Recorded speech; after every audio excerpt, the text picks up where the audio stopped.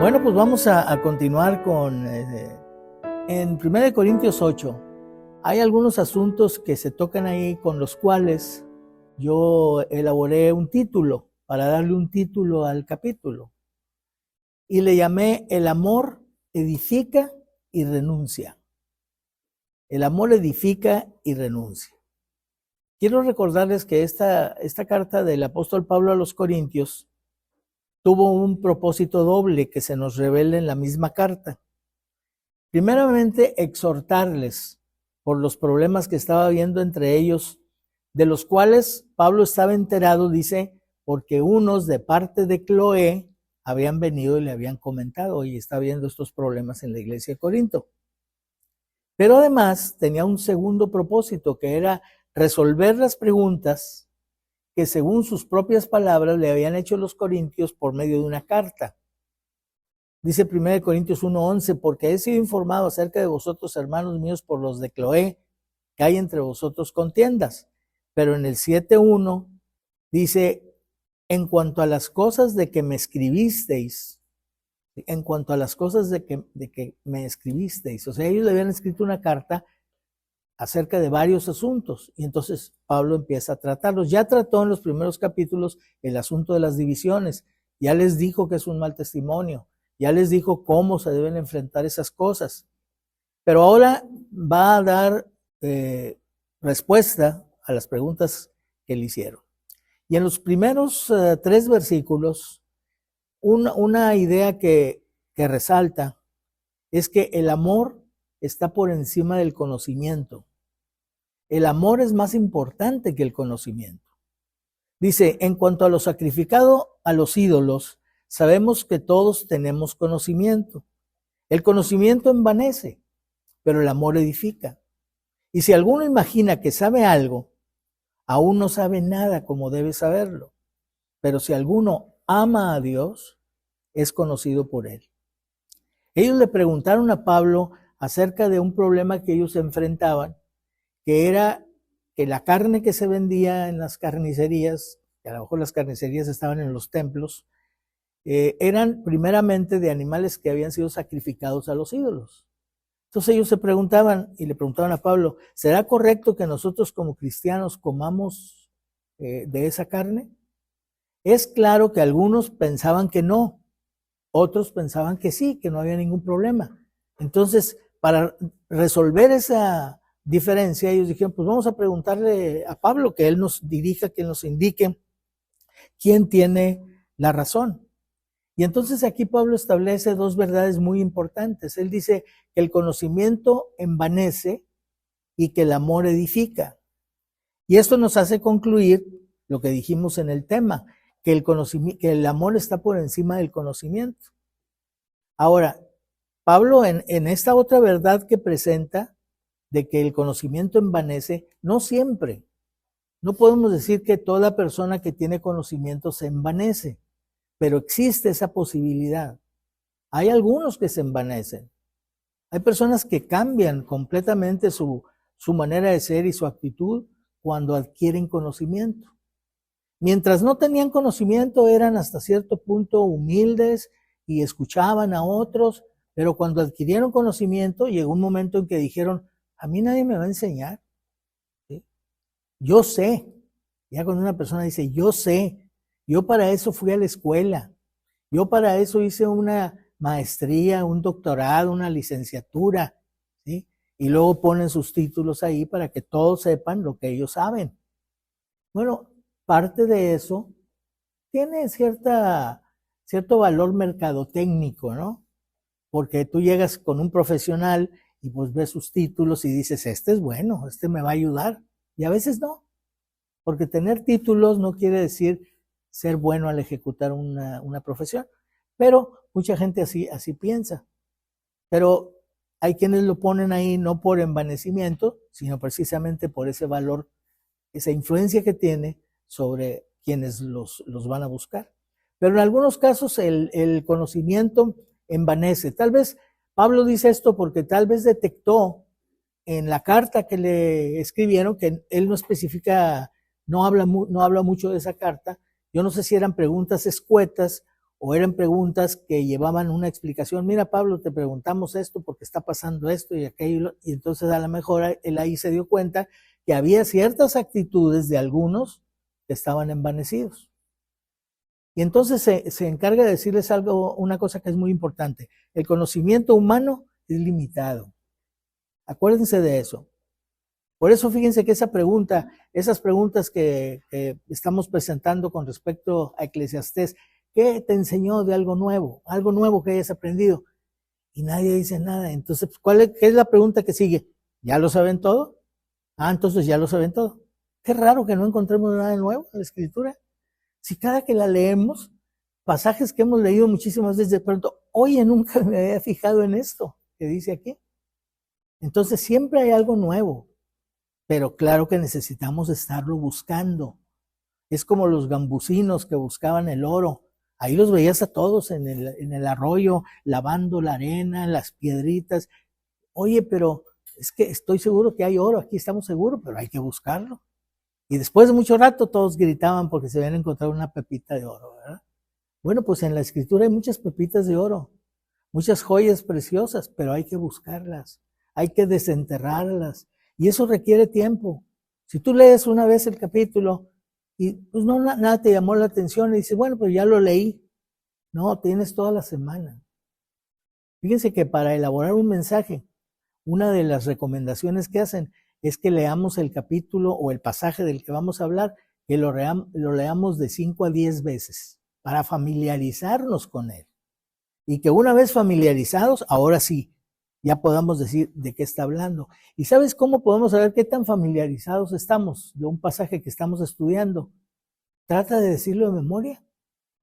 Y entonces te vas a dar cuenta que algunas cosas las vas a recordar, pero otras no las vas a recordar y dices, no estoy tan familiarizado con él.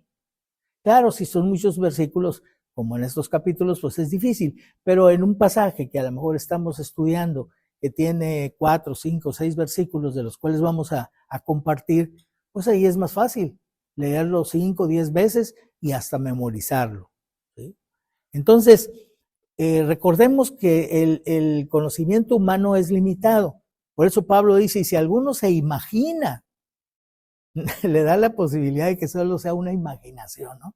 Ah, yo creo que, no, yo sé, no, te imaginas que sabes. Tal vez alguien que sepa y lo ve actuar le dice, te imaginas que sabes, pero no sabes, eso que estás haciendo está mal. ¿No te ha pasado nunca eso? Eso llega a suceder, porque hay personas que se imaginan que saben.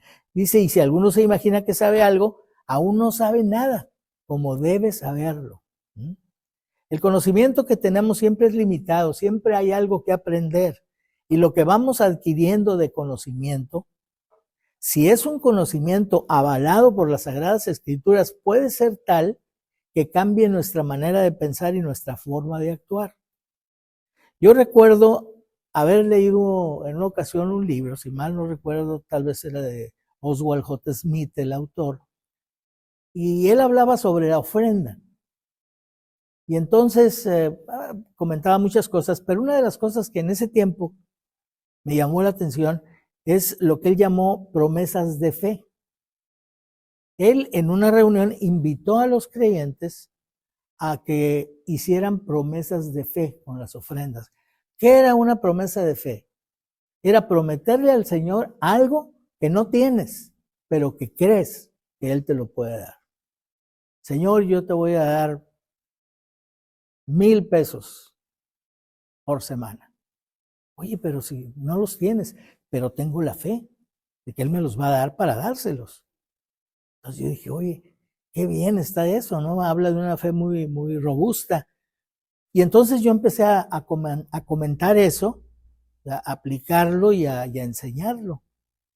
Hasta que un día, leyendo la palabra en 2 Corintios capítulo 8, versículo 12, dice, hablando de la ofrenda, porque si primero hay la voluntad dispuesta, será acepta según lo que uno tiene, no según lo que no tiene. Entonces dije, ay, ¿y mis promesas de fe? ¿Qué pasó? No, nosotros damos de lo que tenemos, ¿sí? Que es lo que Dios nos ha dado. Conforme Dios te haya prosperado, entonces tú dale al Señor. Entonces fíjense cómo este texto cambió mi manera de pensar que yo había adquirido y que no era correcta. Y entonces obviamente empecé a rectificar, y a los que les había enseñado aquello les dije, ¿saben qué? Discúlpenme, pero estaba yo equivocado. Lo correcto es esto que dice la palabra de Dios. Hay personas que no tienen. Me acuerdo una vez que tuve una campaña en Caborca, Sonora, y se me acercó una ancianita al final de la reunión que yo terminé de predicar. Yo era un predicador invitado ahí. Entonces ella se acercó y me dijo, hermano, me dijo, yo sé cómo se debe tratar a un siervo de Dios. Me gustaría invitarlo a comer en mi casa, pero yo vivo con una hija y ellos no son creyentes. Entonces, hermano, tenga, y me dio 100 pesos. Me dijo, tenga, hermano, para que usted coma algo en algún lugar. Y es muy poquito, decía, pero... Y yo dije, no, no es poquito. Es lo importante, su voluntad. Ella quiere tratar a una persona que considera un siervo de Dios como debe ser tratado. Eso es lo que cuenta, eso vale. Si tú dices, Señor, porque es muy común escuchar a los creyentes, no, yo no ofrendo. Una vez dijo uno, cuando le preguntaron, oye, ¿cómo te va? No, pues, ay, más o menos. ¿Y qué tal ganas o qué? Pues, ay, ¿te alcanza? Híjole, pues si no ofrendara así. ¿Cómo que? Sí, o sea, estabas ofrendando pensando en que te estabas perjudicando a ti mismo, ¿no? Y qué cosas, ¿no? Porque, por ejemplo, se sugiere que un 10% es un buen porcentaje para empezar a ofrendar, pero dice, ay, híjole, un 10%, bueno, pues si gano 100 pesos, pues 10 pesos, ¿qué son 10 pesos? Oh, pero empiezo a prosperar. Oye, y ahora gano 10,000. Oye, 1,000 pesos, no, ya no está tan poquito. ¿Sí?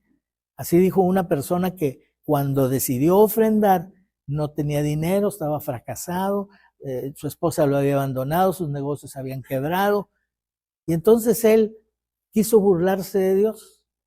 Y cuando le dijeron en una predicación que él pusiera en una tarjeta lo que pensaba ofrendar, dijo, sí, prometo ofrendar el 10% de lo que tengo. Dijo, no tengo nada. Dijo, 10%, el cero, ahí está tu cero, ¿no? Entonces, pero salió de ahí, se encontró a un amigo que lo vio cómo andaba y le dijo, oye, ¿qué te pasó? Y ella le platicó, no, mira, vente, yo tengo trabajo para ti. Y el hombre empezó a prosperar y se acordó de la promesa que había hecho y empezó a dar su 10%, ¿sí? Pero llegó un momento en que era mucho lo que ganaba. Y entonces fue con el pastor de la iglesia y le dijo, hermano, y le platicó todo. Le dijo, es mucho dinero, no puedo estar dando eso. ¿Qué me aconseja? ¿Qué puedo hacer?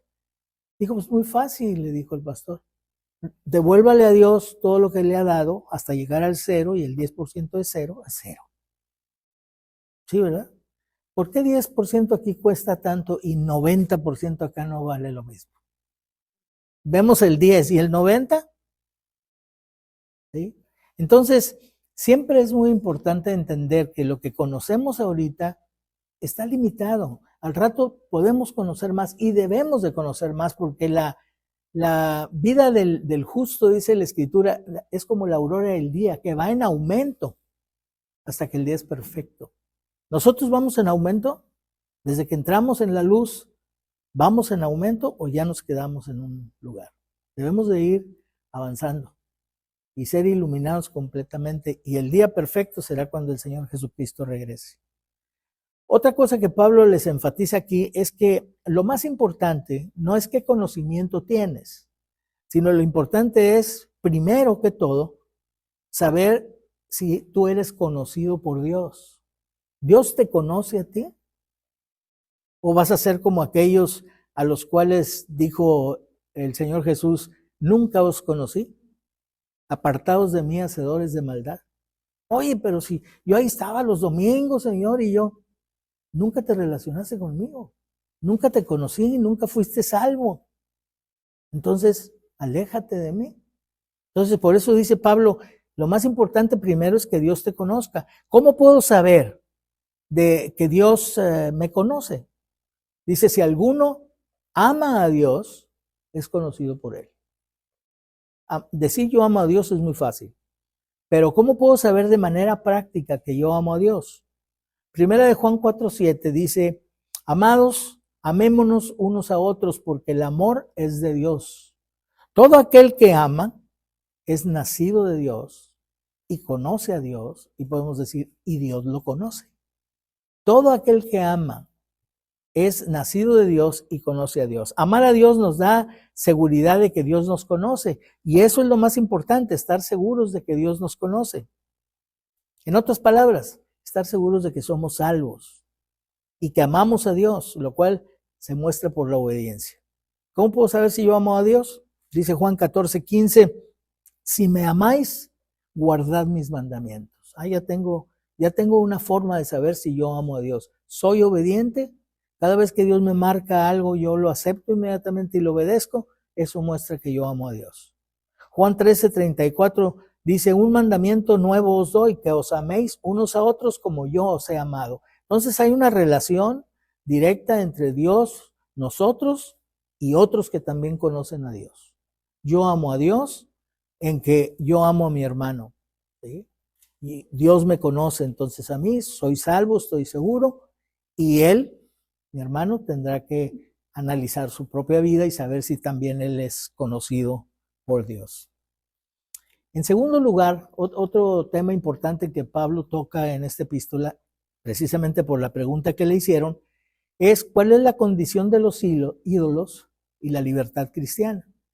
En el versículo, de los versículos 4 al 6 dice, acerca pues de las viandas que se sacrifican a los ídolos, sabemos que un ídolo nada es en el mundo y que no hay más que un Dios. Pues aunque hay algunos que se llaman dioses, sea en el cielo o en la tierra, como hay muchos dioses y muchos señores, para nosotros, sin embargo, solo hay un Dios, el Padre del cual proceden todas las cosas, y nosotros somos para Él, y un Señor Jesucristo por medio del cual son todas las cosas, y nosotros por medio de Él. Primeramente, Pablo dice, un ídolo no es nada, no es absolutamente nada en el mundo, no, es decir, no tiene ningún poder. De modo que las cosas que se le ofrecen al ídolo, por ejemplo, si es comida, si son alimentos, no reciben ningún efecto de parte del ídolo. No los transforma y los convierte en algo maligno. Son alimentos creados por Dios. Entonces, ¿podemos comerlos? Claro que podemos comerlos. No reciben ningún mal. Hoy no tenemos nosotros el problema de las carnes ofrecidas primeramente a los ídolos, pero a lo mejor, creo que comenté algo, hay otras cosas, ¿no? Por ejemplo, ciertas festividades como el Día de Muertos, en donde se acostumbra a hacer un pan especial que pues nos gusta a todos, ¿no? No nos interesa lo de estar, lo de los muertos y esas festividades, pero el pan de muertos sí. Pero ¿cómo me lo voy a comer? Si ese pan a lo mejor lo hicieron ofrecido a los muertos, no importa. Si tú lo ves como lo que es, un alimento creado por Dios para nosotros, pues tú le das gracias a Dios. Y la oración lo santifica. Por eso es muy importante dar gracias por los alimentos. No solamente como un hábito. Yo tengo el hábito de dar gracias por los alimentos. Sí, porque si no dieras gracias nunca orarías, dice un himno por ahí de Sotelo, ¿no? Si no das gracias, pues nunca orarías. No, ser conscientes de que el alimento que estamos ingiriendo queremos que nos haga bien.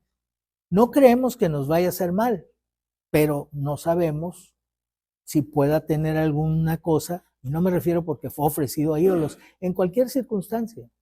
Y entonces uno ora al Señor y le pide, bendice estos alimentos y santifícalos, apártalos de todo mal que tengan y úsalos para beneficio de mi cuerpo, que es el templo del Espíritu Santo. Entonces, orar por los alimentos es importante. Es importante precisamente para tener conciencia, primeramente, de que todo lo que tenemos viene de parte de Dios. Los alimentos que llevamos a la boca, Dios nos los da a través tal vez de nuestro trabajo, a través de un regalo, de una invitación, como sea, es Dios quien lo hace. Y a Él le doy gracias primeramente por lo que Él me permite tener como alimento. Entonces, un ídolo no es nada en el mundo y ofrecerle algo al ídolo no afecta el alimento. Segunda cosa importante con respecto a esto es que hay un solo Dios verdadero. Dios es el creador y proveedor de su alimento para el hombre. Pablo advierte que en los últimos tiempos, en su epístola a Timoteo, habrá hombres que escucharán a espíritus de demonios y mandarán abstenerse de alimentos. Dios creó para que con acción de gracias, fíjense cómo el Señor enfatiza esto, para que con acción de gracias participen de ellos los creyentes y los que han conocido la verdad. Saben, antes de conocer a Cristo, yo en el campamento donde yo me convertí, se acercó conmigo Silvestre Martínez, que él tenía poco tiempo de haber recibido a Cristo, tenía como un año. Y entonces se acercó conmigo a platicar, yo era uno de los nuevos ahí, que no era salvo. Y entonces empezamos a tratar algunos asuntos. Y llegamos a este punto aquí, sobre todo porque recuerdo que ese campamento fue en Semana Santa. Es cuando hay algunas prohibiciones de ciertos alimentos que no se deben comer y todo eso. Y entonces cuando yo argumenté algo por ahí, que ahorita no recuerdo, lo que sí recuerdo es que me mostró este texto. Y entonces yo lo leí y para mí se hizo la luz en mi mente. Dije, no, pues es que estoy mal yo. Y como este versículo me mostró otros que fueron tumbando todos mis argumentos, que yo me preciaba de que no, a mí no me van a convencer, yo sé muy bien lo que creo. Y si a mí me dicen, yo sé cómo contestar. Oye, pero ese día me dejó Silvestre sin argumentos, totalmente desarmado, listo para recibir a Cristo. La verdad, yo creo que a lo mejor ni él estaba muy preparado para llevarme a Cristo, y no sé. Pero lo que sí sé es que en la primera noche que yo escuché el Evangelio, yo me entregué a Cristo. Tenía ya mucha claridad de que eso era lo que yo necesitaba. Entonces, un texto como este es muy importante para mostrarle a una persona y para nosotros mismos tener claridad de que todo lo que nos pongan en la mesa para comer, cómelo sin hacer preguntas. Si algo te hace preguntar, quiere decir que tienes duda. Y si tienes duda, entonces no te lo comas. ¿Sí? Yo considero que en la Escritura los cristianos tenemos solamente una prohibición con respecto a los alimentos, hecha por el Señor. Y eso es que no comamos sangre. Y por ejemplo, allá en Monterrey se acostumbra mucho a un platillo que le llaman fritada, que es hecho con la sangre del cabrito. ¿Sí? Entonces, cuando yo me convertí a Cristo, yo no volví a comer eso. Pero una vez estando yo allá en Tabasco para predicar el Evangelio, me invitaron a comer una de las familias de la iglesia. Y entonces de pronto me sirvieron algo que se me hizo muy raro por el colorcito. Entonces le dije, ¿qué es esto? Perdón. Y me dijo, ya no me acuerdo si era carne de pato, de no sé qué rollo en su sangre. Entonces le dije, ¿sabe qué? Discúlpeme, pero no me lo voy a comer. No se ofenda, es que yo tengo esta convicción. No se preocupe, no pasó nada. Pero si yo me lo hubiera comido en contra de mi conciencia. Me lo hubiera comido para quedar bien con la persona, pero acusándome a mí mismo de estar haciendo algo malo. Cuando tu conciencia te diga que no hagas algo, no lo hagas. No luches contra tu conciencia. La conciencia es algo muy importante. Con respecto a los alimentos, entonces, no importa dónde procedan, cómenlos sin hacer preguntas y dale gracias a Dios. Pero si te surge una pregunta, es que molesta tu conciencia por algo y entonces, si se confirma lo que tú piensas, no lo comas. En tercer lugar, nosotros sabemos, dice, es decir, nosotros somos instruidos por la palabra de Dios. Por el conocimiento de las Sagradas Escrituras, sabemos que Dios es el Padre y Creador de todas las cosas, y nosotros somos para Él, es decir, para sus propósitos. Y Jesucristo, que fíjense qué importante es esto, porque algunos dudan de la divinidad del Señor Jesucristo, y esa divinidad se encuentra en muchísimas partes de la Escritura. Sin necesidad de decirte, Cristo es Dios, que aunque tenemos textos donde Él dice, yo y el Padre, uno somos. O sea, no hay nada que se pueda discutir al respecto. Pero independientemente, aparte de esos textos tan claros, hay otros, como estos que están aquí, que nos dicen, por ejemplo, que Dios es el creador de todas las cosas y nosotros para Él. Y Jesucristo que es Dios mismo, porque dice que Él también es el creador, es partícipe de la creación y por lo tanto somos también para los propósitos de Cristo. Ellos, Dios el Padre y Jesucristo, son el centro de todo. Ellos son el centro de todo y ellos son los que crearon todas las cosas. Por eso en Génesis ustedes pueden leer como dice Dios, hagamos en plural al hombre a su imagen y semejanza. No dice voy a hacer, dice hagamos, porque ahí está presente la Trinidad, está presente Dios el Padre, Dios el Hijo y Dios el Espíritu Santo. Los tres participaron en todas las cosas. No puede estar uno sin que estén los otros dos. Ese es el llamado misterio de la Trinidad. Son cosas que escapan a nuestra mente racional. Podemos hacer ciertas semejanzas. Un triángulo tiene 3 ángulos, pero es un solo triángulo. Y si rompes un lado, ya no es un triángulo. Si rompes un lado, existen 2 ángulos todavía, pero el otro se desbarató.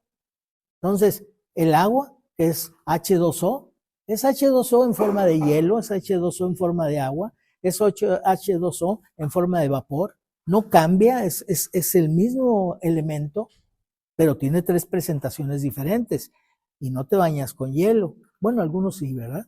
Los deportistas, ¿no? César, sí hacen ciertas, meten la pierna en hielo o el brazo, pero no te bañas con hielo, hablando del uso normal del agua, no lavas los trastes con hielo, ¿sí? Pero sí te metes a un buen baño de vapor, eso sí, ¿sí? Entonces los usamos diferente, pero es el agua, no ha cambiado su composición.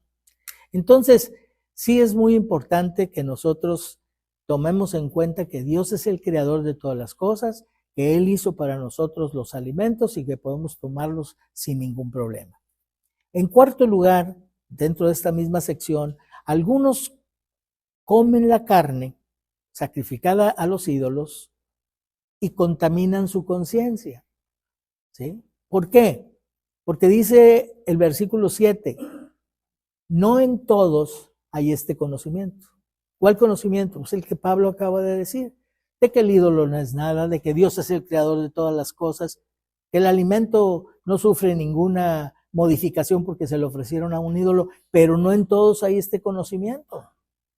Ahora, qué interesante, porque en el versículo 1 de este mismo capítulo dice, sabemos que todos tenemos conocimiento.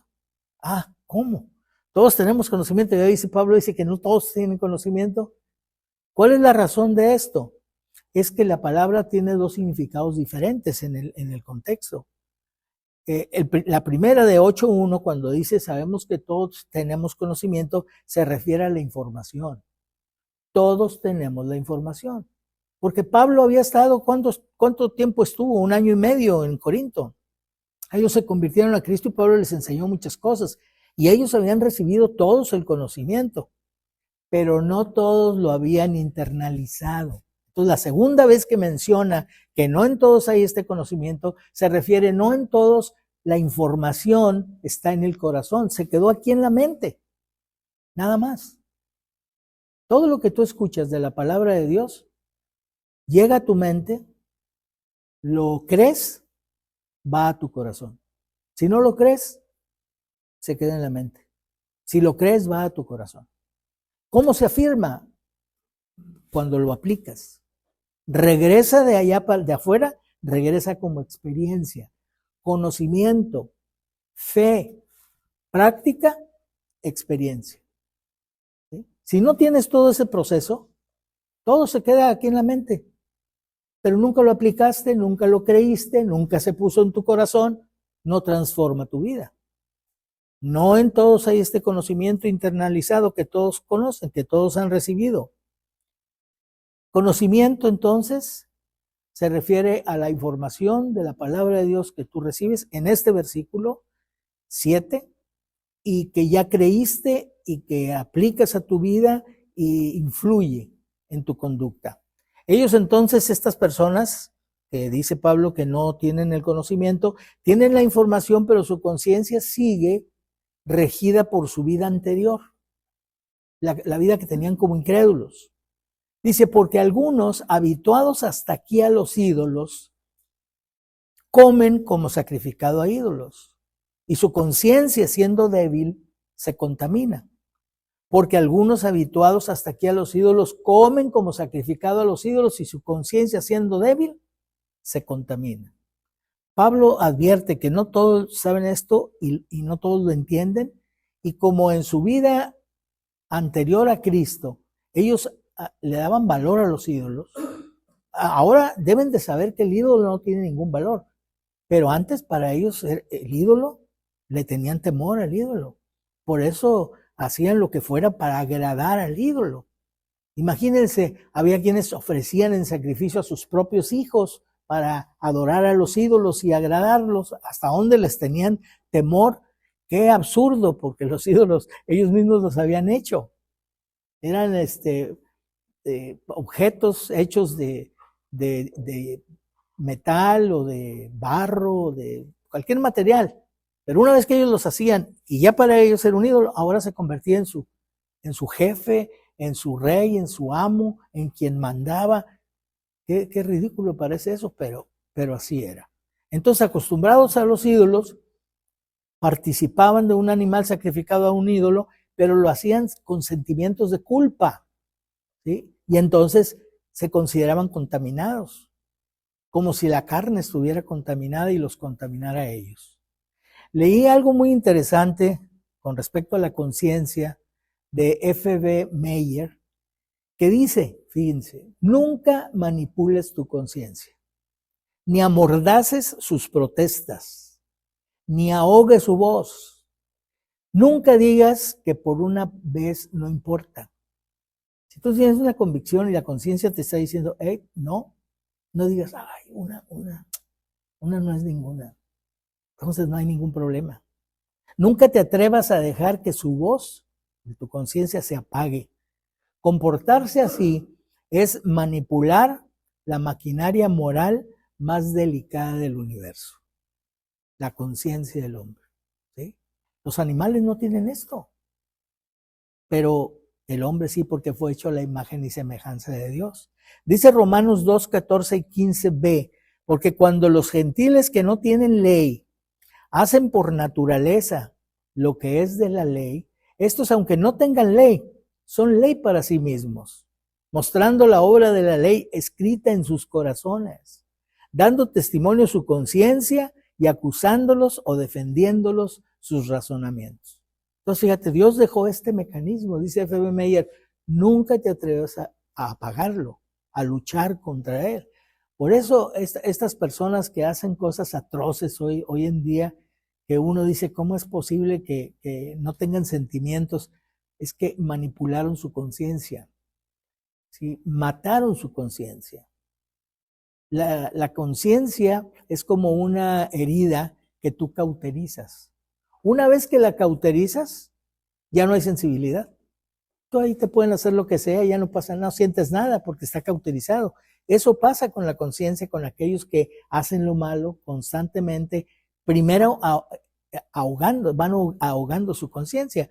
Yo recuerdo haber visto una obra de teatro de jóvenes en donde representaban esto precisamente con un joven que está solo dialogando, diciendo, ay, necesito esto, pero no tengo dinero, pero yo sé dónde mamá tiene dinero. Y entonces una muchacha que representaba la conciencia está muy cerquita de él y le dice, no lo hagas, eso es robo.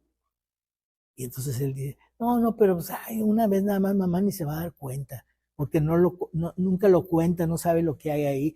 Y entonces la conciencia se hace un poquito más allá, pero le sigue diciendo, no lo hagas. Y la conciencia se va alejando. Y entonces él toma el dinero y hace lo que quiere, y luego regresa otra vez otro día, pero la conciencia aparece por allá lejos. Y cada vez tan lejos que llega un momento que ya no se ve la conciencia, ya no se oye su voz, porque este joven ha cauterizado su conciencia. Así lo representaban para el entendimiento de los jóvenes. Muy simple, pero muy representativo, muy claro, objetivamente. El apóstol Pablo entonces conocía muy bien el valor de la conciencia. Por eso él lo dice claramente en Hechos 24:16. Y por esto procuro siempre tener una conciencia sin ofensa ante Dios y ante los hombres. Eso es lo importante, que nuestra conciencia nunca nos acuse de algo. Si nos acusa, hazle caso a tu conciencia, no lo hagas, para que tu conciencia sea sin ofensa delante de Dios primeramente y también delante de los hombres. La quinta cosa que podemos obtener de esta sección es que la comida no define tu aceptación ante Dios. No porque tú comas algo o no lo comas, eres más o menos aceptado de parte de Dios. Dice el versículo 8, si bien la vianda no nos hace más aceptos ante Dios, pues ni porque comamos seremos más, ni porque no comamos seremos menos. O sea, el que no comía, porque decía esto es ofrecido a los ídolos, no era más aceptado por Dios que el que sí comía. O sea, no tenía nada que ver. Entonces, la comida no afecta nuestra relación con Dios. Ahora, es importante entender que comer o abstenerse de comer no nos hace más espirituales y por lo tanto no nos hace más aceptados por Dios, porque Dios nos acepta por causa de Cristo, no por lo que nosotros hagamos o dejemos de hacer, sino por causa de Cristo. Efesios 1, 5 y 6 dice, ser adoptados hijos suyos por medio de Jesucristo, para alabanza de la gloria de su gracia, con la cual nos hizo aceptos en el amado. ¿Dónde nos acepta? ¿Por qué nos acepta Dios? Por Jesucristo. Por eso cuando nosotros vemos a los que no conocen a Cristo, sabemos que nosotros no somos mejores que ellos. Somos iguales que ellos. Vivimos iguales que ellos. Pero ahora somos diferentes porque el Señor nos transformó. Pero fuimos aceptados no por algo que hicimos, sino por Cristo, y fuimos aceptados en Cristo, de modo que si alguno está en Cristo, nueva criatura es. Entonces, es importante que tengamos muy claro esto. En tercer lugar, el tercer tema para terminar con este capítulo es que el conocimiento y la libertad deben ser usados en amor. El conocimiento y la libertad deben ser usados en amor. ¿Sabes por qué? Primeramente porque nuestra libertad puede ser tropiezo para otros. Por eso el amor debe prevalecer. Dice el versículo 9, pero mirad que esta libertad vuestra, esta libertad que tienes de comer carne sacrificada a los ídolos, no venga a ser tropezadero para los débiles. Entonces, como él lo estableció en el versículo 1, el conocimiento envanece, pero el amor edifica. Puede ser que, ay, mire, este pobre se está privando de este buen tibón, ¿verdad? Que porque fue sacrificado a los ídolos. ¿Y qué? Eso no afecta a nada, pobrecito. ¿Sí? Entonces, envanecido, juzgas al otro de un ignorante. Pobre ignorante, mire, se está perdiendo de disfrutar un buen pedazo de carne. Pero eso no lo hace el amor. Porque por encima del conocimiento, el amor, dijimos, debe prevalecer para edificar la vida espiritual de quien en ese momento piensa y actúa diferente que nosotros. Y estamos hablando de los alimentos, pero ustedes y yo tenemos que aprender que lo que la Biblia nos enseña tiene muchas aplicaciones.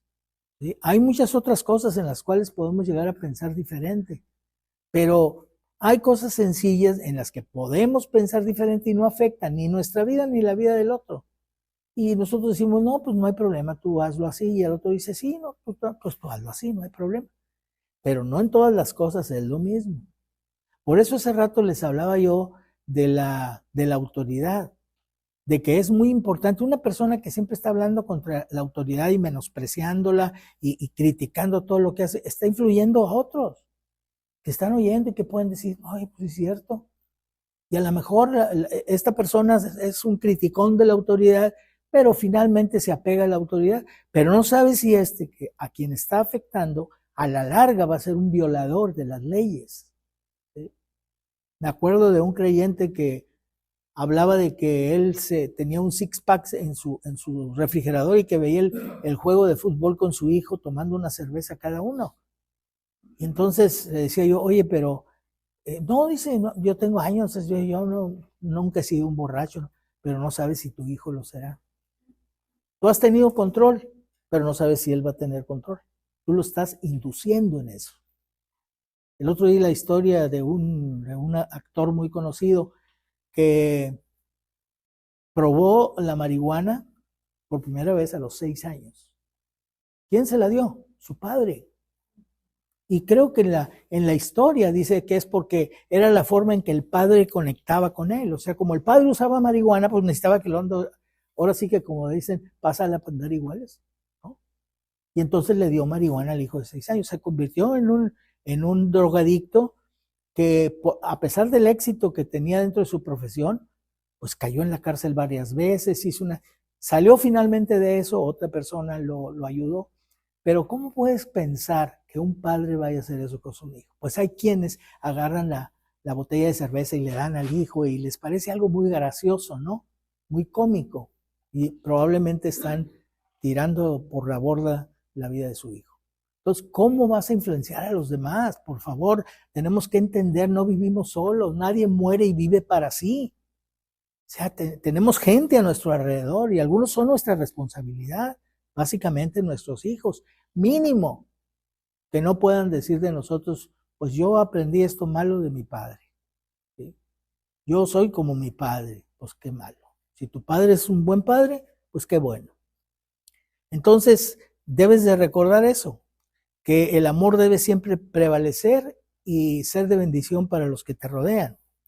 Y enseguida les explica de qué manera se puede tropezar en lugar de edificar a un creyente que es niño en la fe y que tiene falta de conocimiento internalizado. El peligro de influenciar negativamente, dice el versículo 10, porque si alguno te ve a ti, que tienes conocimiento, sentado a la mesa en un lugar de ídolos, la conciencia de aquel que es débil ¿no será estimulada a comer de lo sacrificado a los ídolos? Dice, oye, si este está ahí y es un cristiano maduro y es alguien importante en la iglesia y todo, y está comiendo de eso, pues entonces yo también. Y entonces lo estimulas a hacer algo. Ciertamente Pablo ya les ha dicho que en Cristo tenemos libertad y usando esa libertad debe ser instruida por el conocimiento de que comer alimento sacrificado a los ídolos pues no nos contamina. Entonces tu libertad, instruida por ese conocimiento de la palabra de Dios, te permite hacer eso. Pero es importante pensar que no solo en nuestra libertad, sino en el hermano que cree que lo que estás haciendo sí te contamina y deshonra a Dios. Y al verte hacerlo, es tropezado porque te imita y también participa con la información, pero sin el conocimiento y en contra de su conciencia. Y para él hacerlo sí está mal, porque lo hace en contra de su conciencia. ¿Sabes? La conciencia es como el aparato de aire acondicionado. O sea, tú lo prendes y está regulado para enfriar hasta cierta temperatura. Y cuando llega ahí se apaga. Y otra persona dice, no tienes calor. No, yo estoy bien. Yo sí tengo calor, mejor le voy a cambiar y lo regula diferente. Entonces, así como esos aparatos se regulan de manera diferente para satisfacer las sensaciones diversas de todos nosotros, la conciencia también se regula de manera diferente. Si tú y yo la regulamos por la palabra de Dios, vamos a estar igual. Pero si yo la regulo por la palabra de Dios y tú la regulas por lo que dicen tus amigos, por lo que dicen en la escuela, por lo que dicen en el trabajo, por lo que ves en las noticias, por lo que sea, que no es la palabra de Dios, entonces va a haber diferencia entre nosotros. La única forma en que podemos estar unidos y nuestra conciencia responder de la misma manera en los dos es que esté regulada igual por la palabra de Dios. Que la palabra de Dios regule nuestra conciencia es muy importante. Si tu conciencia regulada por la palabra de Dios te hace y te permite hacer algo, tienes la libertad de hacerlo, pero si eso va a tropezar a tu hermano y él entonces va a hacerlo sin tener el conocimiento que tú tienes, entonces va a pecar contra su conciencia y tú vas a ser culpable. Dice Romanos 14:23, pero el que duda sobre lo que come es condenado, porque no lo hace con fe. Y todo lo que no es de fe, o todo lo que no proviene de la fe, es pecado. Entonces, ¿qué es que algo se haga con fe? Se haga con seguridad de que agrada a Dios, de que no es desagradable a Dios. Entonces, nuestra libertad mal usada afecta a otros. Dice el versículo 11, y por el conocimiento tuyo se perderá el hermano débil por quien Cristo murió. De esta manera, dice el versículo 12, pues pecando contra los hermanos e hiriendo su débil conciencia, contra Cristo pecáis.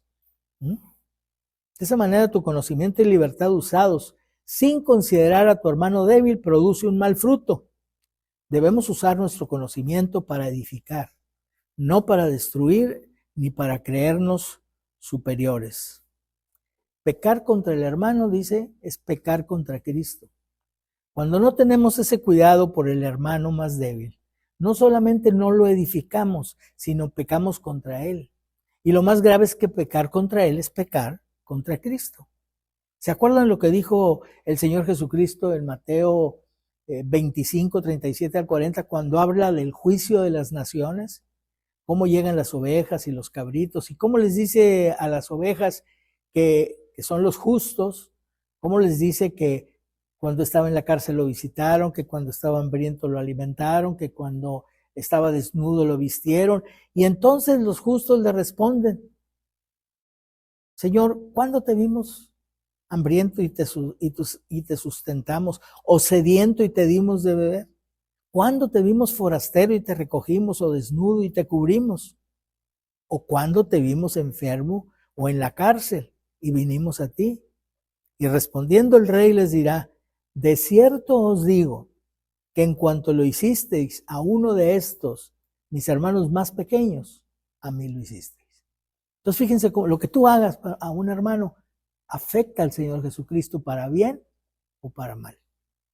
Entonces, usa el amor siempre. Cuando hay diferencias de conocimiento, diferencias de opinión, que el amor sea el que prevalezca para que edifiques a tu hermano. Finalmente, terminamos con una idea que el apóstol Pablo nos muestra, y esto es que debemos de ser capaces de renunciar a nuestros derechos, renunciar a lo que sabemos que es correcto hacer por amor. Versículo 13, por lo cual, si la comida le es a mi hermano ocasión de caer, yo tengo libertad de comerla. Yo sé que no es ningún problema, pero renuncio a mi libertad. No comeré carne jamás para no poner tropiezo a mi hermano. Si eso tropieza a mi hermano, yo me privo. Por amor renuncio a mi libertad. En el siguiente capítulo vamos a ver cómo Pablo aplicó esto a su propia vida. Si algo que yo hago con pleno conocimiento de que estoy obedeciendo a Dios, de que no lo estoy ofendiendo, resulta en ocasión de que un hermano que no tiene el mismo conocimiento que yo tropiece, debo ser capaz de renunciar a mi libertad para no serle tropiezo. Recordando las palabras de Cristo, quien dijo en Mateo 18:7, hay del mundo por los tropiezos, porque es necesario que vengan tropiezos, pero hay de aquel por quien viene el tropiezo. Tengamos cuidado de no tropezar a nuestros hermanos. En conclusión, hay varios puntos que podemos mantener en nuestra mente. Demos importancia al conocimiento para edificación nuestra y de los demás. Disfrutemos de lo que Dios ha hecho por nosotros y para nosotros con acción de gracias. No permitamos que el conocimiento nos haga sentirnos superiores a los demás, sino privilegiados. Regulemos nuestra conciencia con la palabra de Dios y renunciemos a nuestros derechos por amor a los hermanos en Cristo. Ahí tenemos estas enseñanzas de Pablo para todos los creyentes, para la iglesia de Corinto y para nosotros también. Que Dios les bendiga.